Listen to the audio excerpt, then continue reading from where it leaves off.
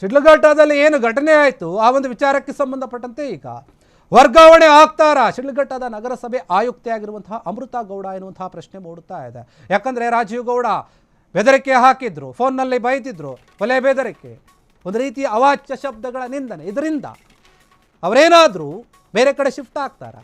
Damage ಕಂಟ್ರೋಲ್ಗೆ ಮುಂದಾಗ್ತಾ CM Siddaramaiah ಅವರ ಒಂದು ಸರ್ಕಾರ ಶಿಡ್ಲಘಟ್ಟ ನಗರಸಭೆ ಆಯುಕ್ತೆ ಅಮೃತಾ ಗೌಡ ಕೇಸ್ನಿಂದ ಸರ್ಕಾರಕ್ಕೆ ದೊಡ್ಡ ಮಟ್ಟದ ಮುಜುಗರ ಹಾಕಿದೆ. ಹೀಗಾಗಿ ಕೆಎಎಸ್ ಅಧಿಕಾರಿಯಾಗಿರುವಂತಹ ಅಮೃತಾ ಗೌಡ ಅವರ ವರ್ಗಾವಣೆಗೆ ಸರ್ಕಾರ ಚಿಂತನೆ ಮಾಡ್ತಾ ಇದೆಯಾ ಅನ್ನುವಂತಹ ವಿಚಾರ ಕೂಡ ಇದೆ. ರಾಜೀವ್ ಗೌಡ ಅಶ್ಲೀಲ ಪದಗಳಿಂದ ನೊಂದಿರುವಂತಹ ಹಿರಿಯ ಕೆಎಎಸ್ ಅಧಿಕಾರಿಗೆ ನೋವಾಗಿದೆ. ಹೀಗಾಗಿ ನಗರಸಭೆ ಆಯುಕ್ತ ಸ್ಥಾನದಿಂದ ವರ್ಗಾವಣೆಗೆ ಪ್ಲಾನ್ ಏನಾದರೂ ನಡೀತಾ ಇದೆಯಾ? ಶೀಘ್ರದಲ್ಲೇ ಶಿಡ್ಲಘಟ್ಟ ನಗರಸಭೆ ಆಯುಕ್ತರ ಬದಲಾವಣೆಗೆ ಸರ್ಕಾರ ಮುಂದಾಗಿದೆಯಾ, ಪ್ಲಾನ್ ಮಾಡ್ತಾ ಇದೆಯಾ? 2015ರ ಕೆಎಎಸ್ ಬ್ಯಾಚ್ನ ಅಧಿಕಾರಿಯಾಗಿರುವಂತಹ ಅಮೃತಾ ಗೌಡ ಅವರೇನಿದ್ದಾರೆ ಶಿಡ್ಲಘಟ್ಟದಲ್ಲಿ ಕೆಲಸ ಮಾಡ್ತಾ ಇದ್ದಾರೆ. 1 ವರ್ಷದ ಹಿಂದೆ ನಗರಸಭೆ ಆಯುಕ್ತೆ ಆಗಿ ಬಂದಿದ್ದರು ಶಿಡ್ಲಘಟ್ಟಕ್ಕೆ. ಅವಧಿ ಮುನ್ನವೇ ಶಿಡ್ಲಘಟ್ಟ ನಗರಸಭೆ ಆಯುಕ್ತೆಗೆ ವರ್ಗಾವಣೆಯ ಒಂದು ಶಿಕ್ಷೆ ಏನಾದರೂ ಕೊಡುತ್ತಾ ಸರ್ಕಾರ? ರಾಜೀವ್ ಗೌಡ ದಾದಾಗಿರಿಯಿಂದ ತೀವ್ರ ನೊಂದಿರುವಂತಹ ಕೆಎಎಸ್ ಅಧಿಕಾರಿಯವರು ನಿಜಕ್ಕೂ ಕೂಡ ಕಣ್ಣೀರು ಹಾಕಿದ್ರು. ಈ ಬೆನ್ನಲ್ಲೇ ವರ್ಗಾವಣೆಗೆ ಚಿಂತನೆಯನ್ನು ನಡೆಸ್ತಾ ಇದ್ದಾರೆ ರಾಜ್ಯ ಸರ್ಕಾರ, ಸಿದ್ದರಾಮಯ್ಯ ಅವರು ಇರಬಹುದು. ಹೀಗಾಗಿ ನೋಡಿ, ತಪ್ಪು ಮಾಡಿದ್ದು ಯಾರು, ನೋವಾಗಿದ್ದು ಇನ್ಯಾರಿಗೂ, ಶಿಕ್ಷೆ ಕೂಡ ಆಗ್ತಾ ಇರೋದು ಇನ್ಯಾರಿಗೂ. ಇದು ಎಂತಹ ನ್ಯಾಯ ಗೊತ್ತಿಲ್ಲ. ಅವರನ್ನು ಯಾಕೆ ವರ್ಗಾವಣೆ ಮಾಡಬೇಕು ಸರ್ಕಾರ?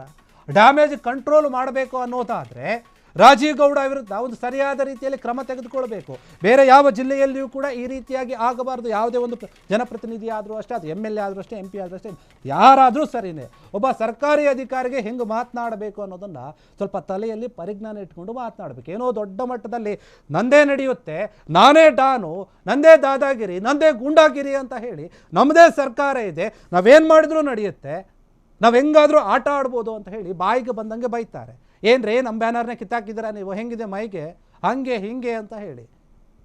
ಅಷ್ಟೇ ಅಲ್ಲ, ಹೇಳ್ತಾನೆ ಈ ಪುಣ್ಯಾತ್ಮ, ಚಪ್ಪಲಿಯಲ್ಲಿ ಓಡಿಸ್ತೀನಿ ಎಲ್ಲ ವಾರ್ಡ್ಗಳಿಂದ ಕರ್ಕೊಂಬಂದು, ಅವಾಗ ಗೊತ್ತಾಗುತ್ತೆ ನಿನಗೆ ಅಂತ ಹೇಳಿ ಏಕವಚನದ ರೀ ಮೇಡಮ್ ಅಂತ ಶುರುವಾಗಿದ್ದಂತಹ ಸಂಭಾಷಣೆ ಹೋಯ್ತು ಎಲ್ಲಿಗೆ, ನೀನು ತಾನು ಅಂತ.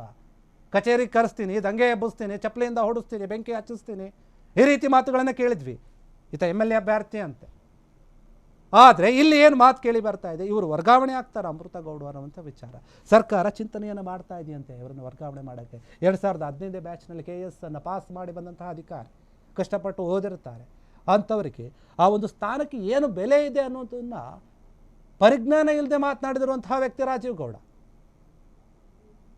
ಅವರು ಇವರು ಅಂತ ಈತನಿಗೆ ಮರ್ಯಾದೆ ಕೊಡುವಂಥ ಅಗತ್ಯ ಇಲ್ಲ ಅಂತ ನನಗನ್ಸುತ್ತೆ. ಯಾಕಂದರೆ ಆತನ ಮಾತು ಕೇಳಿದಾಗ ಆ ರೀತಿಯಾಗಿತ್ತು ಆತನ ಮಾತಿನ ವೈಖರಿ.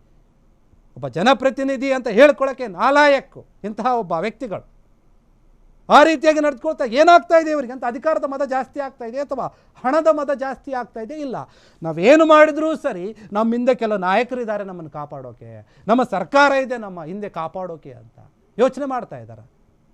ಹೀಗಾಗಿ ಈ ಒಂದು ವಿಚಾರವಾಗಿ ನಗರಸಭೆ ಆಯುಕ್ತೆ ಅಮೃತಾ ಗೌಡ ಅವರು ಏನಾದರೂ ವರ್ಗಾವಣೆ ಆಗ್ತಾರಾ? ಸರ್ಕಾರ ಏನಾದರೂ ಚಿಂತನೆ ಮಾಡ್ತಾ ಇದೆ? ಇನ್ನೂ ಕೂಡ ಅವರು ಅಲ್ಲೇ ಇದ್ದರೆ, ಶಿಡ್ಲಘಟ್ಟದಲ್ಲೇ ಇದ್ದರೆ ಇನ್ನೂ ಏನಾದರೂ ಒಂದು ರೀತಿಯ ಗಲಭೆಗಳು ಶುರುವಾಗಬಹುದು, ಅಥವಾ ಅಮೃತಾ ಗೌಡ ಅವರಿಗೆ ತೊಂದರೆ ಆಗಬಹುದು.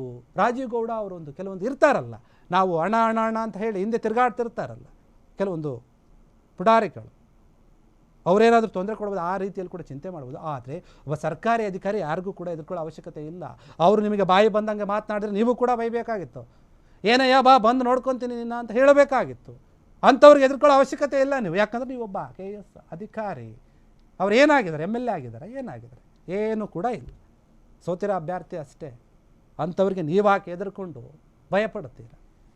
ಒಂದು ವೇಳೆ ಸರ್ಕಾರ ಏನಾದರೂ ವರ್ಗಾವಣೆ ಮಾಡಿದ್ರೆ ಅದು ಸರ್ಕಾರದ ತಪ್ಪೇ ಆಗುತ್ತೆ, ನಿಮ್ಮ ತಪ್ಪು ಏನೂ ಇಲ್ಲ. ಅಲ್ಲಿ ಮಾತನಾಡಿದ ವ್ಯಕ್ತಿಯೇ ತಪ್ಪು.